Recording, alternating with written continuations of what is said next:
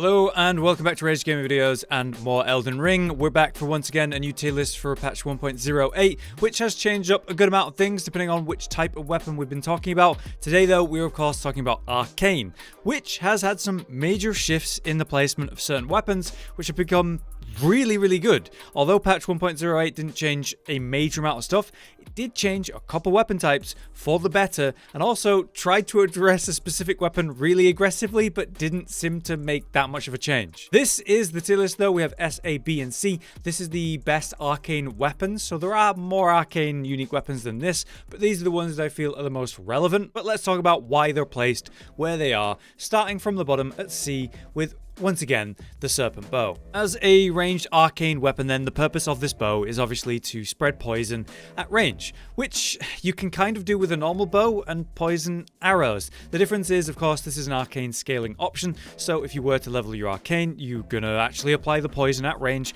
more effectively and quicker than with a regular bow. The downside here is the AR, the actual damage the bow does.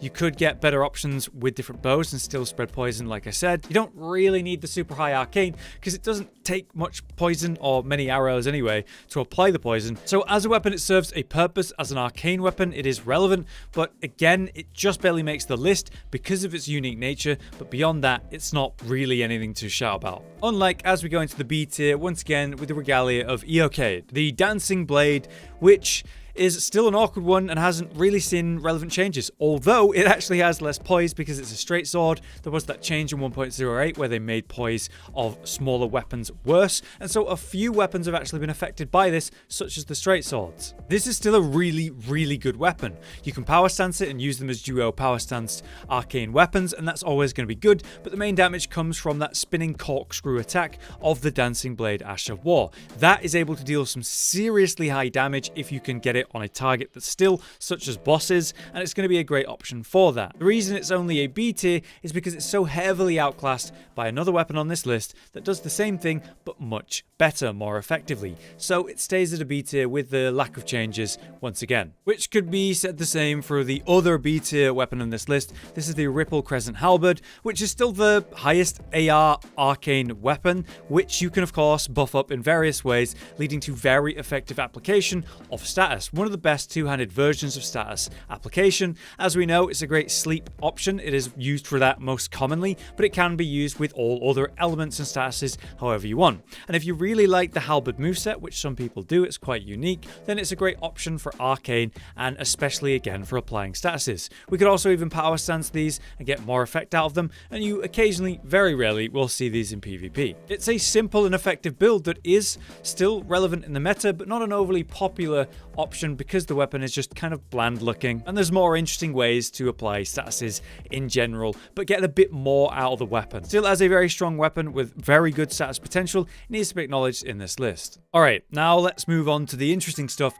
where things have been changed. For example, we have the bloody Hellis, which is the weapon I was referring to that's been nerfed in various ways. So this is a heavy thrusting sword, and if you've used this or played a bit of PvP, you'll have seen it fairly often.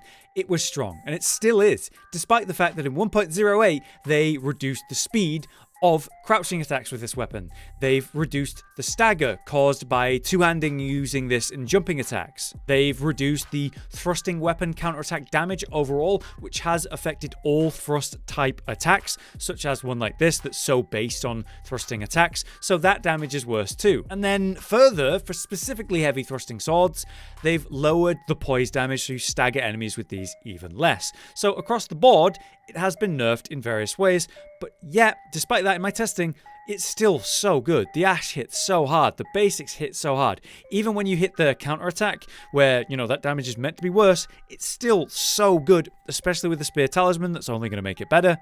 So while undeniably it is weaker at where it was strong, I would still rate this as very strong. As a weapon that doesn't have any bleed on it, it's going to be really deadly and effective. But it also has bleed. You level in Arcane because it's the one stat that gets the most benefit with this weapon to raise the AR. So you're popping bleeds often because it has over 100 status build up on every hit. So overall, it's still a ridiculously good weapon. The reason it's not S tier though, much as before, is because the output is a bit slow. I would rate this really good in trading in PvP, whereas PvE, it doesn't have the same burst or high DPS potential, it's just a very solid, strong and fun weapon. So A tier is exactly that for that type of weapon. Alright, next for A tier then is our Pole Blade, which is doing better this patch. Eleonora's Pole Blade was rated pretty high for me. It was like a low A before. Now it's a much higher A due to the buff of increasing the speed of some of its attacks and improving its recovery time, which is a majorly overlooked, really important change. This is for twin blades in general though, not just this weapon. Although this is a great example of one of the few twin blades you would two-hand instead of power stancing because it has that unique moveset and very powerful, say, heavy attack. So while two-handing these, you just attack faster and you recover from all your attacks faster, leading to better combinations such as your Ash of War, incantation spells or otherwise. It makes a major difference for the weapon and it feels really good, especially when it's such a good looking weapon that deserves to be good. The downside of this weapon and why it's not S tier, I think comes down to the moveset. The range is still pretty poor. They may have improved the speed of the attacks, but the range is still lacking at times. And then also the Ash of War is just awkward, right? As you leap forward and leap back as part of its sort of moveset. And if you're trying to burst or DPS a boss down, you want to stay on target. Forcing you to leap backwards does the opposite of that. That can be useful in PvP, but it can also be really annoying when you're chasing someone down. Not to say that that means it's not viable or a really good weapon, it certainly is, and better now because of these changes. But S tier has got to be the cream of the crop for me, and I just think it's lacking slightly because of the awkward nature of its moveset. Moving on to the last weapon of A tier though, it is Morgott's Cursed Blade, which has had basically no changes in this patch. It's a great curved, great sword, and that remains awesome after the many different changes that was improving its basic moveset, improving the Ash of War, the speed and power which that comes out, and the combo follow-up as well. It was in patch 1.06 that this weapon began to really shine. As a PvE weapon, you can just overly rely on the Ash of War and simply spam it and get the bleed build-up because it of course has that on it, or run it in power stance with other or another version of this weapon. But I also think it's a great option to go with a shield as well. I think this would be actually a really good option if you could get it a bit earlier in a playthrough, but obviously it's fairly towards the late game, so that's unfortunate. Good overall, but it's not got the crazy burst output that some of these S tier picks have. Which brings us nicely to our first S tier weapon. Yes, a dagger, and Reduvia at that has shot up from B grade to S grade. Why is it that I'm saying this? Well, I believe daggers have some of the highest burst in the game now, due to the massive buff to their moveset.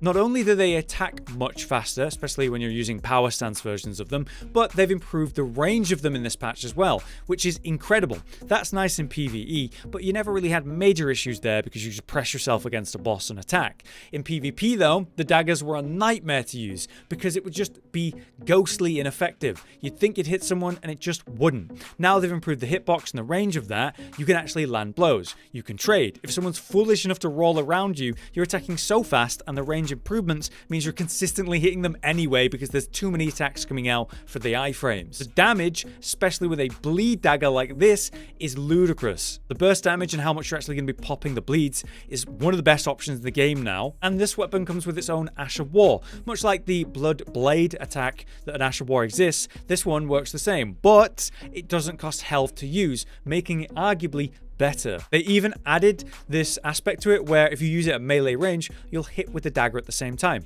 doubling the AR damage you'll deal, but also doubling the bleed build-up, causing pops even with one use. Now, while it doesn't have insane range on the Ash of War, more medium to close range, it does address the other aspect of daggers, which is the short range it still has, and it comes out quick, interrupting people who are trying to cast or otherwise. This is honestly one of the strongest options in the game for bursting bosses down that are weak to bleed or spamming attacks in PvP. Which, in contrast to that, Rivers of Blood, the king of the entire game that was nerfed obviously many times and changed in suspicious and strange ways, is not what it was before. It's still very strong. As a katana, it's got the great moveset, it's got base bleed, so it's always going to be good. Good range as a katana, but the katanas were nerfed slightly, having slightly lower poise in this patch, but it's not a major or real concern, to be honest. The star of this weapon is still Corpse Piler, the Ash of War. That has been reduced in terms of the bleed buildup that it can do, as well as the damage, But if you are able to hit at melee range and hit with this sword at the same time, you can still get that great damage and bleed build up. But it's a lot less consistent in PvP, where before you could just blindly use the Ash of War and kill someone as long as you hit a few of the attacks. Now you kind of need to land most of 2 combos pretty close to one another to finish someone off. However, it does have great range, which means it's good in the arena in this patch where you're sneaking up on people who are fighting in a free-for-all or team fight situation. It's not insane as it once was, and you could argue maybe now it's a high A, but I do think it's one of the best options and best arcane options to this day though, so I still think S tier is where it belongs. Much like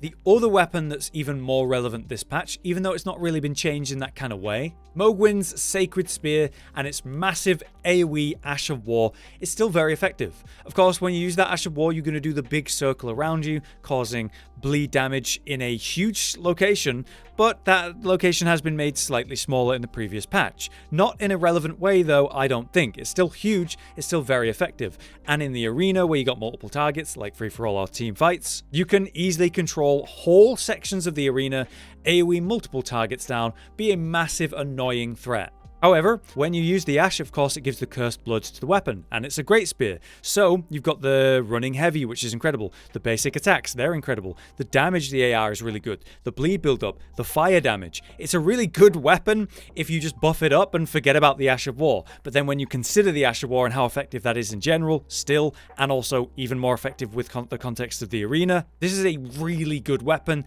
still, and definitely S-grade. There is one caveat though, as a thrusting weapon, the counter damage is slightly worse, much like the other thrusting weapons we've talked about, but I just don't think that nerf has made it useless. It's just slightly less bursty, but still, as I've said, top tier. Much like our last weapon on the list then, also an S tier, obviously, and filling out that corner at the top, it's the Marais Executioner Sword, which has steadily been improved. It's a great sword rather than a colossal sword, you know, when you look at it, but great swords have been steadily improved over the previous patches in two hands specifically. Great swords are more commonly, or were often seen in power stance more than anything, but these changes made two-handing a great sword much better, and that's what this is all about. Compared to the Regalia of Eocade though, it hits harder, and does the same thing with the Ash of War, that corkscrew attack.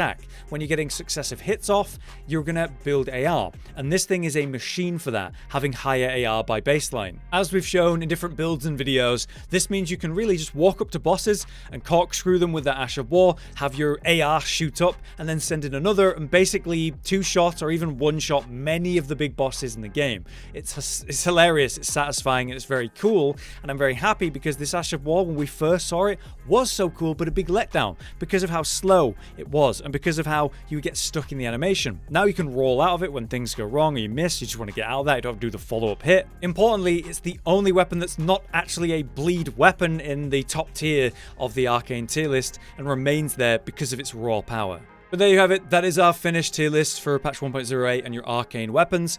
As always, I've ordered the strongest weapons on the left of the tier list in each individual tier, so on the left is the strongest, on the right is the weakest. Although, because they're pretty interchangeable in power levels, I wouldn't worry too much about that. Let me know if there's any weapons that should have been on the list that I've missed though. We have been testing a lot, but I could have missed something. For now though, I've been Hollow, you've been you, thank you for watching, and we'll see you next time.